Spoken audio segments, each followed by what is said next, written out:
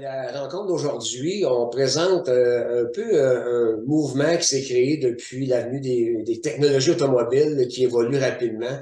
Je parlais avec des carrossiers la semaine dernière dans les calibrations de systèmes ADAS. Il y a des carrossiers qui me disaient, dans un an, j'en faisais deux par semaine, des fois trois. Maintenant, un an plus tard, c'est 8, 9, 10 par semaine qu'on doit faire.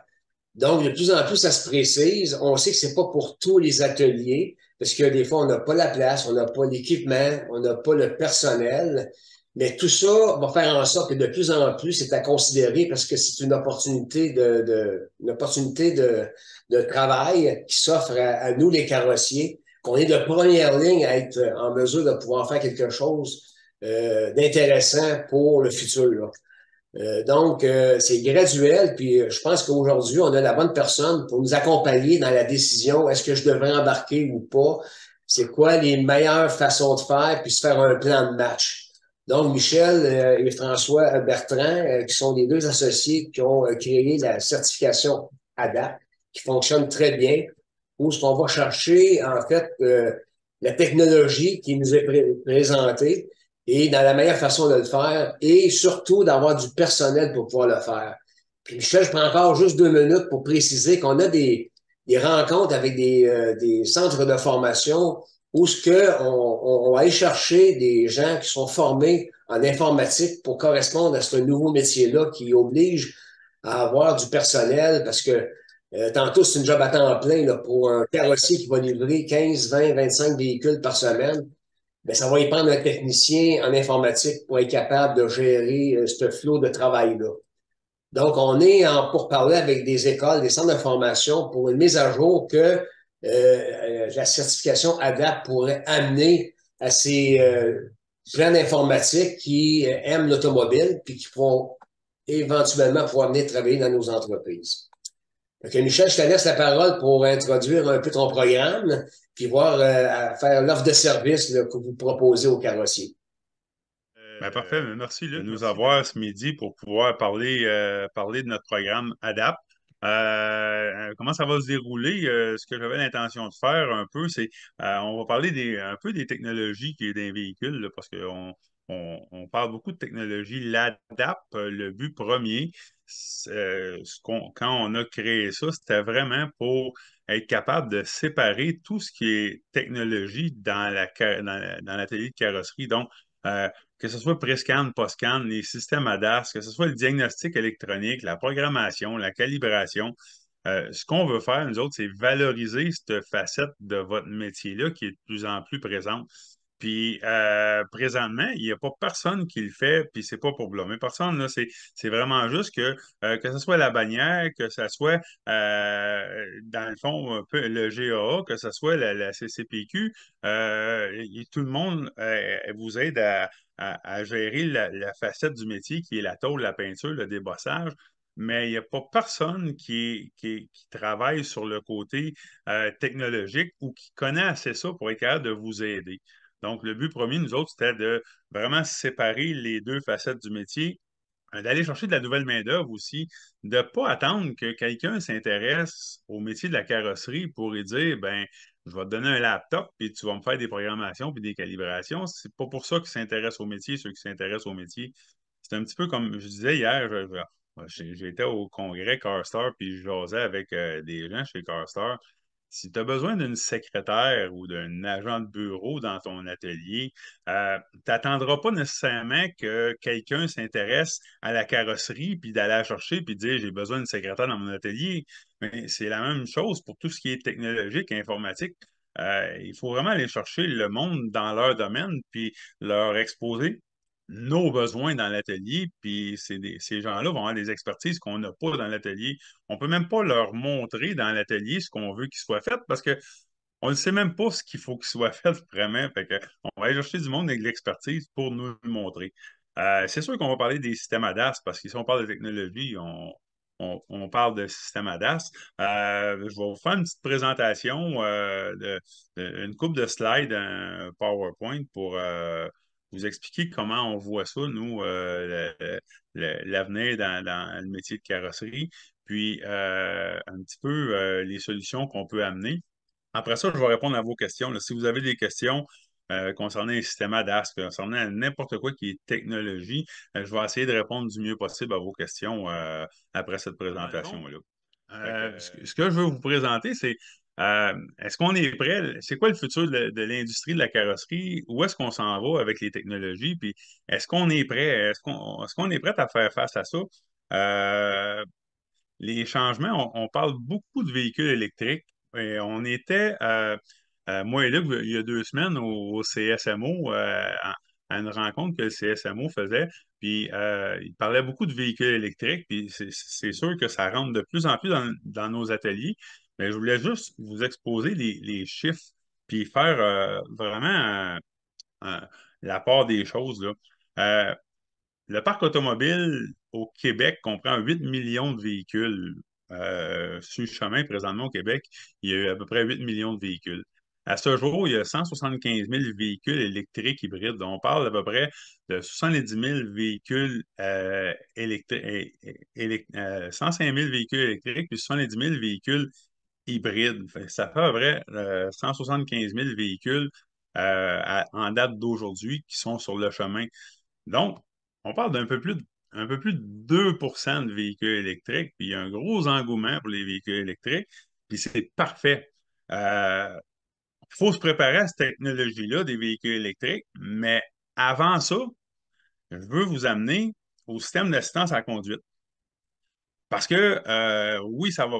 Quand on parle de véhicules électriques, là, ça va probablement prendre des électriciens qui vont faire ça. On ne peut pas prendre le peintre, puis le débosseur, puis le gars qui répare les freins ou qui redresse les freins. C'est pas parce que c'est des bons techniciens dans leur domaine que ça va faire des gens qui vont être capables de réparer des véhicules électriques. Je vais vous en reparler tantôt. Si on parle des systèmes ADAS, en 2019, 34 des véhicules en circulation possédaient au moins un système d'assistance à la conduite. Aller jusqu'en 2019, il y avait 34 des véhicules qui avaient un système d'assistance à la conduite. Pour l'année 2019 seulement, 92,7 des véhicules qui ont été construits possédaient des systèmes d'assistance à la conduite. Fait que là, juste pour l'année 2019, en montant, là, à peu près 92 des véhicules sont bâtis avec des systèmes d'assistance à la conduite. À partir de 2022, tous les véhicules qui sont mis sur le chemin au Canada pour les États-Unis doivent être munis d'un système automatique de freinage d'urgence. Donc, il n'y a pas un véhicule qui sort d'usine qui n'a pas au moins un système d'assistance à la conduite depuis 2022. Il y a un énorme besoin de personnes compétentes dans l'industrie pour faire ça, puis tous les véhicules que vous allez recevoir, la majorité des 2019 et plus ont des systèmes d'assistance à la conduite.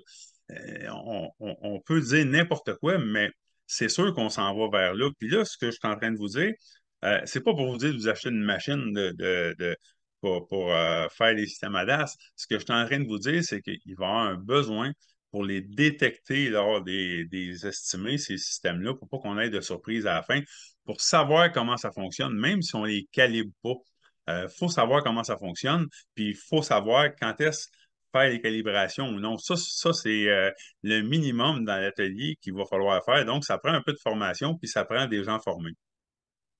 Vous êtes sur la première ligne, puis c'est là que ça se passe. Ce que je veux vous expliquer, c'est que même le concessionnaire euh, n'est pas au fait de ces systèmes-là, dans le sens que les autres font de l'entretien sur des véhicules neufs qui n'ont pas vraiment de gros problèmes. Puis quand ils ont des problèmes, ben, il y a des bulletins de service qui sortent pour leur dire, bon, ben, c'est ça le problème. Puis si jamais c'est des problèmes pas communs, ben, ils font en fait affaire avec leur support technique qui va les aider à résoudre le problème. Vous autres, les carrossiers, en 2023, vous les découpez en deux, ces chars-là. Puis vous les remontez, puis vous changez des pièces qui n'ont jamais été commandées chez le dealer parce qu'ils n'en font pas. Vous êtes en première ligne, là, puis vous êtes ceux qui devraient être les plus formés, puis vous devriez être les professionnels de ces systèmes-là parce que vous allez être les seuls qui vont les faire. Les concessionnaires ne veulent pas les faire. Les ateliers de mécanique automobile normale vont faire 5 ans en arrière, puis souvent, comme c'est le conducteur, le propriétaire qui paye, souvent, il va dire, oh, ben, touche pas à ça, ça coûte trop cher à réparer. Fait vous êtes les personnes qui vont les réparer, ces systèmes-là, vous allez être la référence. C'est votre domaine, là. Je continue. Comment est-ce qu'on va y arriver à faire ça? Parce que là, on voit que on, on est en arrière un petit peu. Il y en a qui veulent suivre la parade, mais le problème, c'est qu'il manque beaucoup d'informations. Je reçois des appels de carrossiers.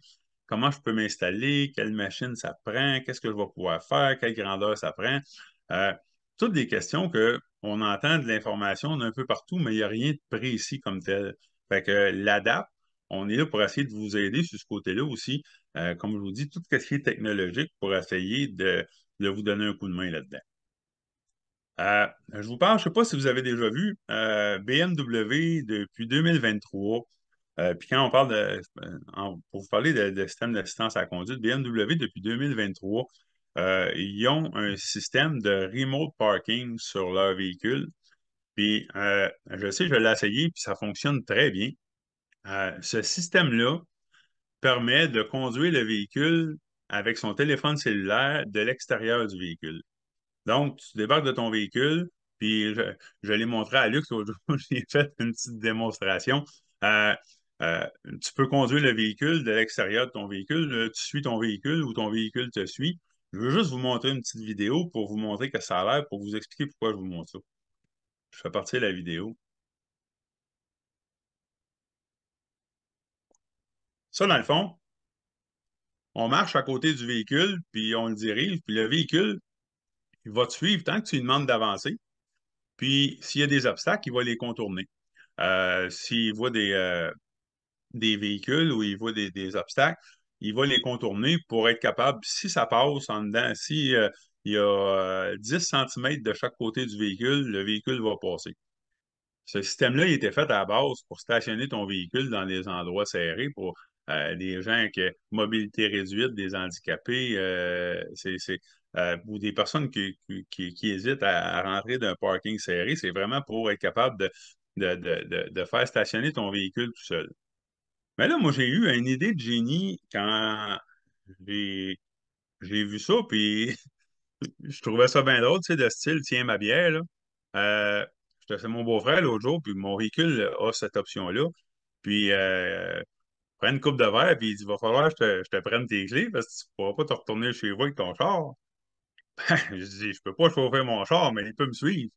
Je suis parti, j'avais comme 7 coins de rue à faire, puis je l'ai essayé. Je suis parti, puis j'ai conduit mon véhicule de l'extérieur du véhicule jusque chez nous, puis mon véhicule me suivait. Je n'étais pas dans mon auto. La feuille de la SAC, c'est que ils disent tu peux pas chauffer ton véhicule en état d'ébriété. Je n'étais pas en état d'ébriété, là, mais ils disent pas que tu peux pas, ils disent d'avancer de l'extérieur. C'est là que la feuille est arrivée. Tout ça pour vous dire que ce système-là, il utilise tous les capteurs. Oui, il utilise la caméra, pas vraiment le radar, un petit peu, mais c'est pas vraiment. Le radar voit trop loin, mais tout ce qui est parking assist, tout ce qui est caméra 360, le véhicule veut se voir dans une vue 360 degrés, puis il analyse tous les objets qui sont très, très, très proches. Tant qu'il n'y a pas d'objet très, très proche, lui, il continue en ligne droite, puis quand il commence à déceler des objets proches, ben c'est là qui va prendre une trajectoire. Par contre, souvent, les systèmes AVM qu'on appelle All Around View Camera, euh, on va les négliger quand on fait les systèmes d'assistance à la conduite parce que on dit, bon, ben, c'est juste pour le parking, on voit bien, mais ça va être de plus en plus important de les calibrer comme il faut. Fait qu'on se rajoute une couche à nos calibrations qu'on avait déjà là. Fait que c'était pour ça que je voulais vous montrer ça. Je trouvais ça le fun, là.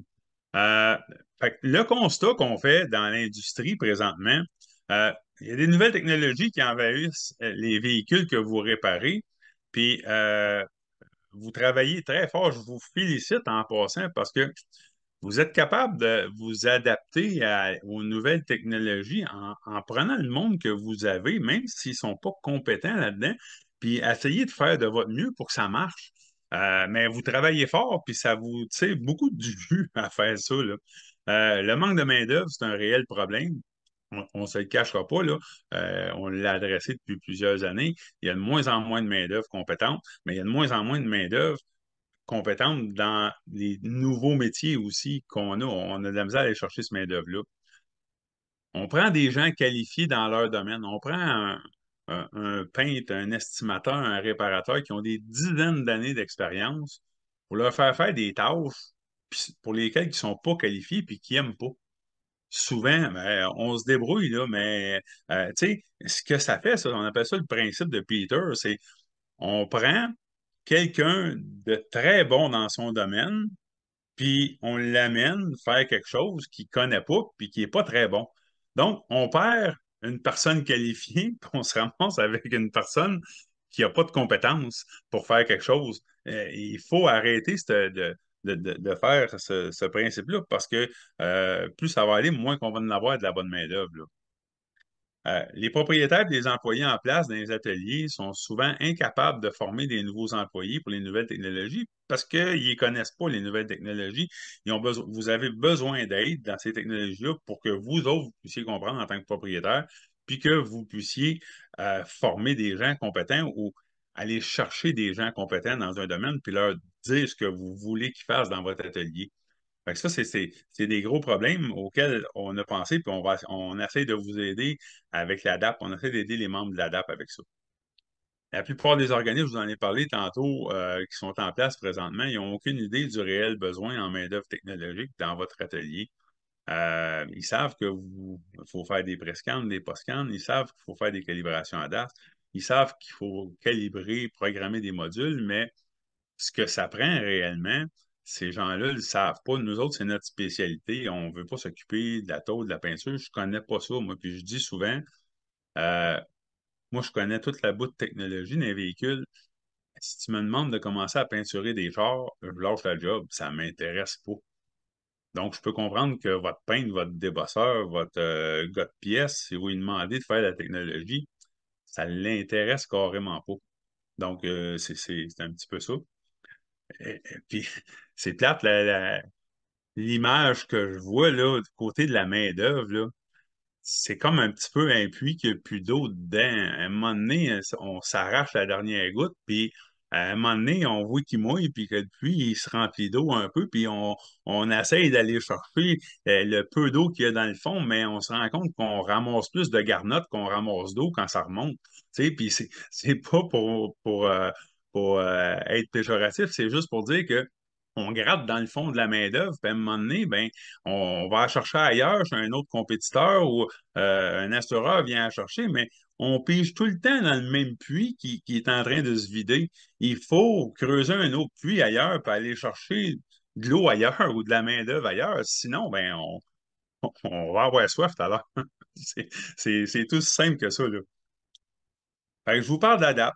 Après vous avoir exposé un petit peu la manière qu'on voit l'industrie puis le problème, avec François Bertrand, qui est mon associé dans ce programme-là. François, on n'a pas pu vous parler tantôt, d'habitude, il se présente, mais là, François a une voix radiophonique, mais là, aujourd'hui, il est assez rauque parce qu'il a une bonne grippe, il revient de vacances, puis il a une bonne grippe, fait qu'il ne peut pas vraiment parler, fait que je parle à sa place. Euh, François travaille bien fort pour développer tout ce qui est audiovisuel, tout ce qui est communication. Moi, j'ai les idées, puis François les met en place, là. C'est un petit peu la force de notre team, là. Fait que, on s'arrange pour essayer de communiquer le plus possible nos idées. Fait que notre mission, c'est améliorer le développement des compétences technologiques dans vos ateliers. Un, vous aider à prendre en place qu'est-ce qu'il y a présentement, puis l'amener le plus loin possible en sachant que c'est pas leur spécialité. Mais il y a des gens dans votre atelier qu'on est capable de former, puis qui vont probablement découvrir une passion ou quelque chose de même. Ça, c'est la base, c'est de prendre ces gens-là. J'expliquais hier, je parlais avec des carrossiers de la formation du CPA en véhicule électrique, qui est une très bonne formation. Toutes les formations sont bonnes. On est en train, nous autres, de développer une formation sur les véhicules électriques. Avec l'ADAP, cette formation-là va être en ligne, puis elle va être disponible à nos membres à volonté pour pour n'importe qui dans l'atelier qui veut suivre cette formation-là. Ce que ça fait, c'est que la formation du CPA qui dure 68 heures, oui, elle est gratuite, il y a des subventions, mais il faut envoyer quelqu'un.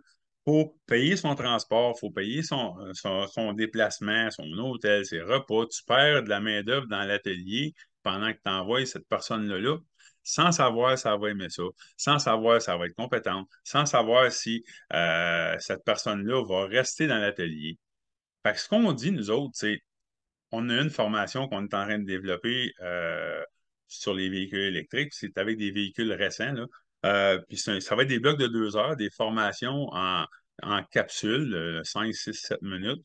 Puis ça va durer entre 1 heure et 2 heures.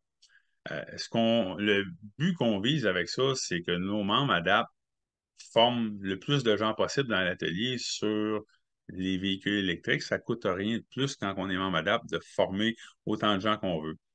Ce qui va arriver, c'est que si vous avez 10 personnes que vous formez, il y en a un que vous allez vous rendre compte qu'après 2 capsules, il débarque, ça ne l'intéresse pas. Parfait, on vient de régler le problème. Toi, ça ne t'intéresse pas. C'est peut-être même celui que vous pensez que ça va l'intéresser le plus, que ça ne l'intéresse pas. Puis il y a peut-être quelqu'un qui va finir toutes ces capsules, va finir la formation, il va dire hey, ça, c'est le fun, ça m'intéresse. Ce que j'ai vu, la base, là, j'aime ça. J'aimerais ça en savoir plus. Ben lui, ça va à peine de l'envoyer. Mais avant d'envoyer quelqu'un pour 68 heures à l'extérieur, on dit à nos membres, prenez 1 heure et demie de leur temps dans l'atelier, puis faites-leur faire notre formation, qui est très instructive quand même. Puis s'ils veulent aller plus loin, démonter des batteries, puis plus que ça, ben au moins tu sais que ça les intéresse. Fait que, c'est un petit peu ça qu'on veut. Il faut partir de la base, puis aller plus loin. Parce que là, présentement, il y a des formations qui s'offrent aux ateliers, puis vous savez même pas qui vous devriez envoyer parce que vous avez aucune idée de ce que ça prend. Je reviens à la base, là. On veut juste cibler les bonnes personnes. On veut définir les champs de compétences en technologie que vous avez de besoin. On parle tout le temps de valorisation du métier, mais on ne peut pas valoriser le métier si on ne le définit pas. C'est quoi la définition d'un carrossier? Oui, c'est de la tôle, de la peinture, mais il y a beaucoup plus que ça dans les technologies. Ça prend de l'électronique, des électriciens, de l'informatique. Il faut vraiment définir votre métier, ce qui n'a pas été fait présentement. Trouver de la main-d'œuvre qualifiée dans des domaines technologiques. Bon, là, à partir de là, c'est là qu'on veut aller puiser dans d'autres puits pour aller chercher de l'eau. Pas attendre que l'eau tombe dans notre puits qu'on pige tout le temps dedans puis qu'il n'y en a plus dedans, là. Augmenter les taux horaires afin de pouvoir offrir un salaire compétitif à ces gens-là. Si je demande à des techniciens en informatique de venir travailler en carrosserie, puis ça vaut 40 pièces de l'heure dans n'importe où ailleurs, ben il faut être capable de les payer ce prix-là.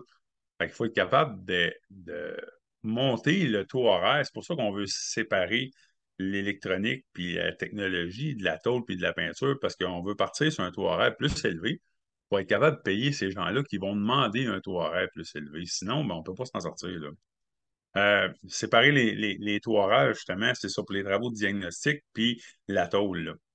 Valoriser les compétences technologiques du métier. Il faut rendre ça alléchant. Il faut montrer aux gens qu'on a de la job pour eux autres, puis dans des métiers technologiques, puis que c'est le fun de travailler dans un atelier de carrosserie.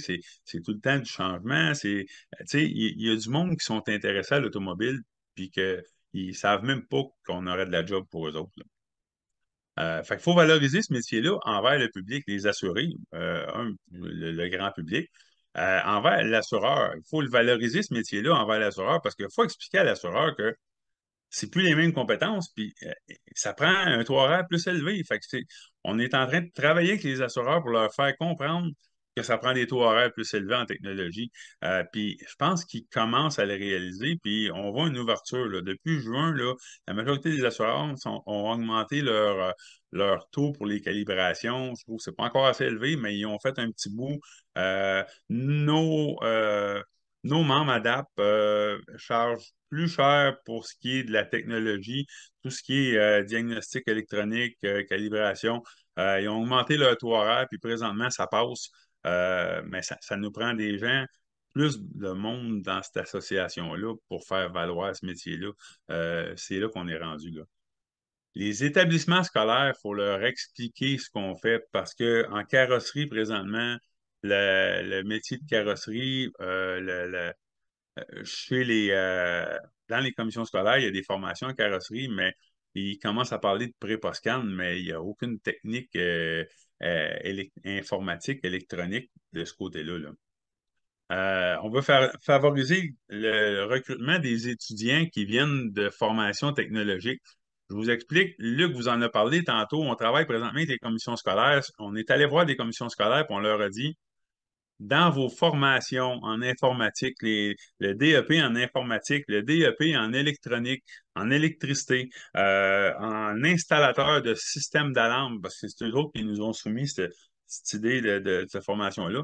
On va faire un bloc de formation de 40, entre 40 et 60 heures pour dire à ces gens-là, on veut faire une spécialisation informatique euh, euh, en carrosserie. Donc, on dit à ces gens-là, à base, OK, vous êtes dans une formation d'informatique, mais en carrosserie, on a beaucoup d'informatique. Enfin, on a besoin de gens spécialisés en informatique. Si ça vous intéresse, à la fin, on a un bloc de formation de 40 heures qui va vous expliquer le besoin d'informaticiens, qu'est-ce qu'on a besoin de faire en carrosserie. Donc, que ce soit des pré-post-scan, que ce soit des calibrations, des programmations, les systèmes ADAS, puis ça va jusqu'à updater les logiciels de diagnostic OEM, là, comme Toyota Extreme, etc.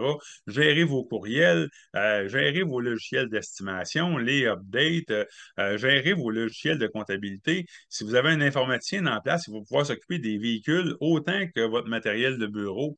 Puis vous le savez que vous en avez besoin, c'est juste que à un moment donné, on dit comment est-ce qu'on intègre ça? C'est pas notre métier, on connaît pas trop ça. On essaye de vous donner un coup de main pour développer ça. Former le personnel déjà en place aussi, c'est bien important. Vous guider puis vous faire prendre les bonnes décisions pour votre entreprise. Tu sais, on ne veut pas gérer votre entreprise, puis je ne veux pas, même pas gérer le bout, comme je vous disais, peinture, débossage. Je ne connais pas ça. Vous êtes bien plus compétent que moi là-dedans. Mais quand arrive la technologie, là, je peux faire le lien entre les deux puis vous aider à souvent des questions pour les systèmes ADAS. Est-ce que j'ai assez de place? Où est-ce que je peux faire ça? Je vais faire du coaching dans les ateliers, je vais faire des consultations, puis on passe un 4 heures, puis on détermine une façon de procéder pour faire des calibrations. Euh, Souvent, ça fait toute la différence entre j'en fais ou j'en fais pas, là. Donc, on est là pour vous aider. Nos réalisations, qu'est-ce qu'on a fait à date avec la date? Formation illimitée pour nos membres. Tous nos membres ont accès à nos formations illimitées. Mais ce qu'on veut, c'est former tout le monde dans l'atelier. On veut que les gens dans les ateliers comprennent puis se mettent d'accord sur comment ça fonctionne un petit peu la technologie. Donc, que ce soit balayage gestion des données, que ce soit ADAS ou diagnostic d'airbag, on a trois formations déjà qui sont en fonction que nos membres prennent. Euh, Souvent, quand on offrait la formation payante individuellement, ben, ce qu'on entendait, c'est ouais, lui, je ne sais pas si je vais le former, je ne sais pas s'il va être bon, ouais, lui, je ne sais pas si je vais le former, je ne sais pas s'il va rester. Euh, mais là, former, ça ne coûte rien de plus. Puis, des fois, vous allez découvrir du monde qui ont des aptitudes que vous ne soupçonniez pas. Fait que, donnez-leur la formation, ça ne coûte rien de plus. Puis, au bout de la ligne, ben, vous allez être gagnant. Là, puis vous allez avoir tout l'atelier formé. Puis, il va y en avoir que ça les intéresse, d'autres non, mais au moins, ils vont se comprendre. Donc, c'est une grosse plus-value, là. On est en train de finaliser une formation sur les véhicules électriques, celle que je vous parlais. Justement, c'est pas une grosse formation, ça va être axé plus sur la sécurité, sur comment diagnostiquer un véhicule, un gros diagnostic, mais savoir si c'est réparable ou non, savoir si ça va à peine de, de- de faire les réparations sur le véhicule ou non. Donc, que ça se passe en atelier. Après ça, ben, que vous choisissiez d'avoir des spécialistes pour les réparer, ça, c'est une autre affaire. Mais au moins, la base dans l'atelier, c'est de savoir comment travailler avec ça sécuritairement, puis de savoir si c'est réparable ou non. Fait que, à venir, ce qu'on s'en vient, les prochaines formations, c'est ADAS avancé. Donc, on veut avoir une formation un petit peu plus poussée sur les systèmes ADAS. Ça va être des formations qui vont être offertes illimitées encore. Outils de diagnostic, donc TechStream Toyota, j'entends beaucoup parler des certifications Toyota. Euh, je vais être franc avec vous autres, on entend parler de l'AIA, du droit à l'information. Puis ce qui est ironique là-dedans, là, c'est que les ateliers mécaniques, ils se battent pour avoir le droit à l'information. vous autres, les carrossiers, vous êtes certifiés Toyota, vous avez le droit à cet appareil-là, puis vous vous en servez pas parce que vous savez pas comment ça marche, parce que vous n'avez pas personne d'informaticien pour vous l'installer, vous l'updater, puis vous le faire marcher. Donc, ça serait un gros avantage. On s'en vient aussi, l'outil de diagnostic Ford Mazda, on va avoir Hyundai Kia aussi. Ça, c'est pour la formation. On a fait aussi des vidéos corporatifs à l'intention des assurés. La personne qui a un accident, qui arrive chez vous avec son véhicule, il y a beaucoup de carrossiers qui ont des logiciels informatiques que vous envoyez un lien au client sur l'état des travaux.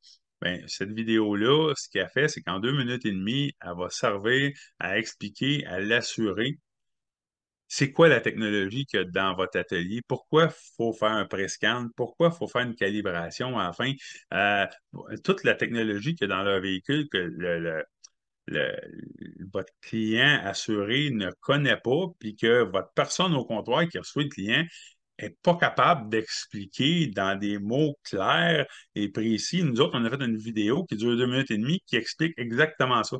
Un, pour libérer votre personnel, puis deux, pour assurer une compréhension à l'assuré.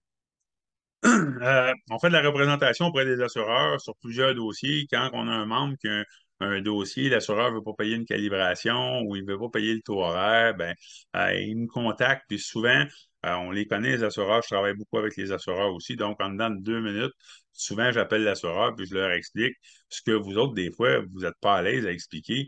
Bon, ben, c'est pour ça que ça prend une calibration, puis il faut que tu payes. Puis souvent, c'est réglé en dedans de 2 minutes. Mais si vous autres, vous êtes tout seul sur votre côté, ben vous allez être obligé d'envoyer de l'information puis vous battre des heures et des heures pour 200-300 piastres. Ben, ce bout-là, souvent, quand je le fais, ben l'assureur, on le forme aussi, puis ils viennent qu'à comprendre ce qu'on veut, puis ce qu'on fait, puis les réalités du métier, là. Euh, on a établi un formulaire, puis ça, ben, ça sort de notre champ de compétences un petit peu. Mais j'en ai assez entendu parler chez des carrossiers. On a établi un formulaire pour les assurances dommages des véhicules. On sait que les carrossiers qui ont plusieurs véhicules de courtoisie, c'est le carrossier qui assure le véhicule. Puis ça, on est en train de changer ça. On a développé un formulaire que quand vous recevez un client qui vient d'un assureur, vous envoyez le formulaire disant voici le véhicule de courtoisie que je prête à l'assuré. Voici le numéro de série. Fournez-moi une preuve d'assurance dommage sur mon véhicule de courtoisie. On veut que ce soit l'assureur qui fournisse l'assurance dommage pour vos véhicules de courtoisie parce qu'on sait comment ça fonctionne. Euh, L'assureur vous envoie un client qui est déjà à risque. Il vient d'avoir un accident. Vous autres, vous êtes obligés de fournir un véhicule puis l'assurer. Puis là, ce qui arrive, c'est que s'il y a d'autres dommages sur votre véhicule de courtoisie, la plupart du temps, les carrossiers disent ah, je vais les assumer les dommages parce que l'année prochaine, ma prime va monter de 10 sur 50 chars de courtoisie. Je vais manger 10 fois le char. Fait que là, ben, vous êtes payé pour assurer les dommages de vos véhicules que vous prêtez à une compagnie d'assurance, ce qui n'a aucun bon sens. Fait qu'on veut que ces compagnies d'assurance-là, pas les responsabilités civiles, mais vraiment les dommages, que la compagnie d'assurance vous assure le véhicule que vous prêtez à leurs clients aussi. Fait que ça, on a fait le formulaire, il va être en ligne, prêt pour nos membres, probablement la semaine prochaine ou au plus tard la deuxième semaine de décembre. Mais ça, c'est une affaire aussi, un gros mange-argent chez les carrossiers. Puis, comme je vous dis, on a sorti un peu de notre champ d'expertise, mais il y avait vraiment un besoin là-dessus, puis on a essayé de combler le besoin pour nos membres. Donc, euh, en résumé, c'est ce qu'on a fait. Plus on a, quand je vous parlais d'essayer de faire monter les taux horaires, on a envoyé un communiqué au mois de juin à tous les assureurs avec qui vous faites affaire pour leur expliquer qu'à l'ADAP, on demandait des nouvelles normes concernant les taux horaires puis les taux de calibration. Donc, je vais vous le faire défiler, là, mais vous le je ne ferai pas au complet, là. Ce que ça dit, en gros, là, c'est bon, on a ventilé le, le- les calibrations à DAS, le coût des calibrations à DAS. Bon, l'espace requis, 600 pieds carrés, en moyenne 30 pièces le pied carré. Ça coûte 18 000 par année pour juste être capable d'avoir l'espace pour faire les calibrations. Après ça, ben, le coût de la machine, un 50 000 pour la machine. Le coût pour amélioration du local, fait qu'on parle de 20 000 mettre le plancher droit, l'éclairage, tout ça. Un 5 000 de frais variables, les updates de la machine, les updates du système, les, euh, les nouvelles cibles à acheter. La main-d'œuvre spécialisée, on a mis 40 000 pour un technicien qui fait de la calibration. C'est vraiment pas beaucoup, c'est conservateur, mais on ne voulait pas dire oh, c'est trop cher. On voulait rester conservateur. Fait qu'en résumé, pour amortir l'investissement d'une machine à calibration, qui est vraiment faisable. Luc parlait tantôt là, que ceux qui ils en font 8-10 par semaine. Là. Ça prend en moyenne 220 calibrations facturées à 399 la calibration pour amortir le prix de la machine pendant 3 ans. Donc, vous avez une idée que quand vous autres, vous n'êtes pas capable d'expliquer à l'assureur qui donne 250 pour une calibration à DAS, si c'est pas beaucoup, parce que l'assureur va dire ouais, mais ça te prend juste une demi-heure des fois faire une calibration. Oui, mais si tu mets tout ça ensemble et tu calcules tout ce que ça coûte, là, faut que je fasse 220 calibrations à 399 par année pour payer ma machine, ma place, mon gars. Donc, là, ça vient de leur faire comprendre aux assureurs que, ah, OK, puis quand nos membres ADAP m'appellent, disent, hey, l'assureur ne veut pas payer le prix de la calibration, mais je leur dis, tu as un outil, là, envoie-y ce document-là, puis ils vont comprendre. Ils veulent juste demander à comprendre pourquoi ils payent. Puis là, on leur explique. Quand il y a des choses comme ça, on leur explique. La même chose pour les taux horaires.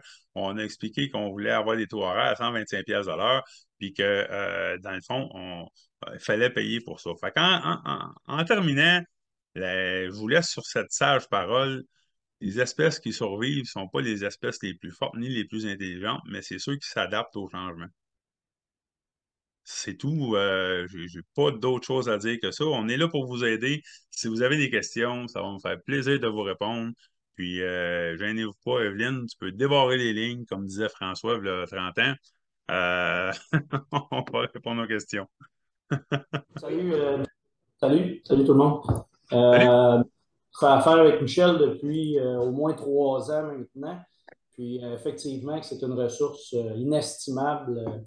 Merci. Tout ce qui s'appelle ADAS et tout le domaine technologique nous considère un peu à l'avant-garde, nous autres chez Landry, grâce à ça. Puis la démarche est super intéressante. Je pense que d'aller vers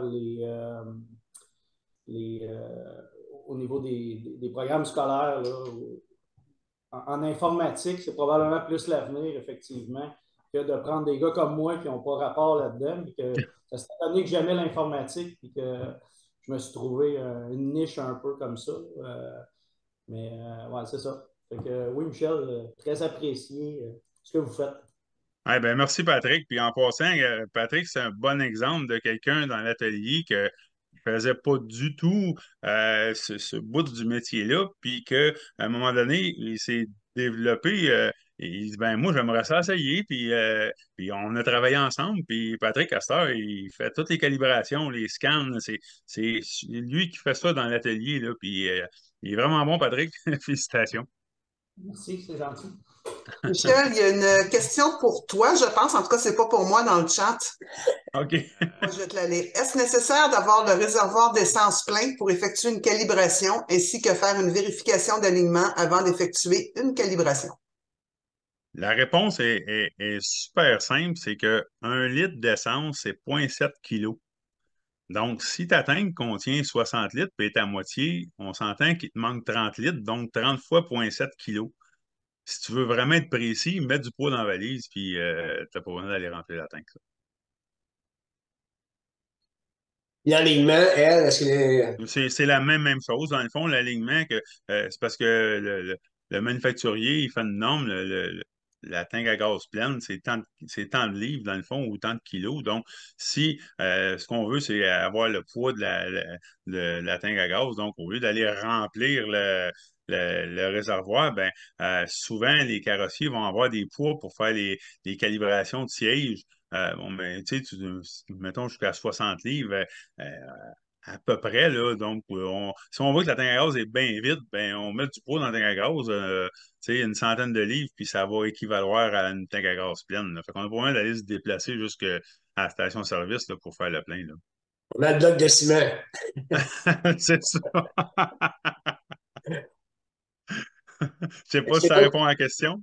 est-ce qu'il y a d'autres questions, d'autres commentaires? Moi, je dirais à toute fin pratique, juste le fait de communiquer avec Michel pour se faire un plan d'affaires s'il y a lieu, voir c'est quoi les impacts, qu'est-ce que j'ai besoin en investissement ou est-ce que ça vaut la peine pour mon entreprise. Juste de répondre à ça, je pense que Michel peut bien vous coacher là-dedans avant de prendre une décision plus éclairée. Ouais, puis là, je viens de voir une autre question là, qui vient d'apparaître. Est-ce nécessaire de faire le point zéro avant l'alignement? Est-ce nécessaire de faire un alignement et le point zéro avant la calibration?